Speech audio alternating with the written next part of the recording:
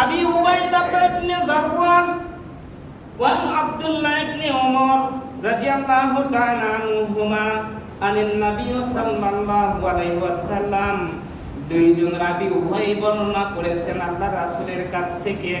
আল্লাহ রাসূল সাল্লাল্লাহু আলাইহি সাল্লাম তিনি বলেছেন, আফজালুস সালাতি ইনদাল্লাহ, সবচেয়ে শ্রেষ্ঠ সালাত, সবচেয়ে শ্রেষ্ঠ সালাত, সবচেয়ে শ্রেষ্ঠ সালাত সালাতুস সুবহে, ফজরের সালাত, ইয়াউমুল জুমআ, জুমার দিনের সালাত, ফিল জামাতে, জামাতে উপস্থিত হয়ে ফজরের 2 রাকাত সালাত আদায় করা সবচেয়ে শ্রেষ্ঠ সালাত।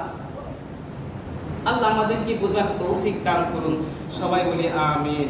ভাই, ফাবাশশির ইবাদিয়াল্লাযীনা ইসতামিউনাল কাওলা ফায়াত্তাবিউনা আহসানাহু উলাইকা হাদাহুমুল্লাহ।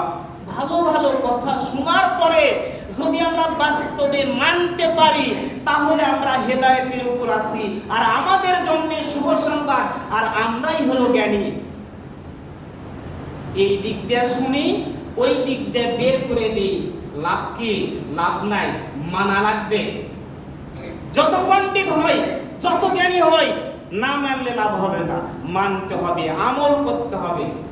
কেন আল্লাহ রাব্বুল আলামিন বলেছেন, ইন্নাল্লাযীনা ক্বালু রাব্বুনাল্লাহু সুম্মা ইসতাকামু ফালা খাউফুন আলাইহিম ওয়া লা হুম ইয়াহজানুন।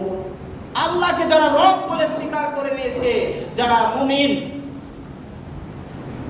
আমাদের ইমানের জোর কতখানি? খুব বেশি না, অল্প।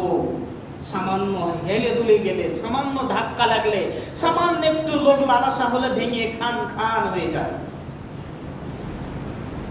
তো যারা প্রকৃত ঈমানদার আর রবকে রব হিসাবে বাস্তব জীবনে প্রত্যেকটা ক্ষেত্রে যে মেনে নিয়ে তার উপর ইস্তিকামাত হবে, কায়েম থাকবে, লা খাউফুন আলাইহিম ওয়া লা হুম ইয়াহজানুন, তার ভয়ের দিনে তার কোনো ভয় হবে না, দুঃখের দিনে তার কোনো দুঃখ থাকবে না, কষ্টের দিনে তার কোনো কষ্ট থাকবে না। উলাইকা আসহাবুল জান্নাতি খালিদিনা ফিহা, ওই সমস্ত ব্যক্তিরা আল্লাহর জান্নাতে অবস্থান করবে অনন্তকাল। জুড়ে বলি আলহামদুলিল্লাহ। বিমা কানু ইয়ামালুন, তাদের আমলের কারণে।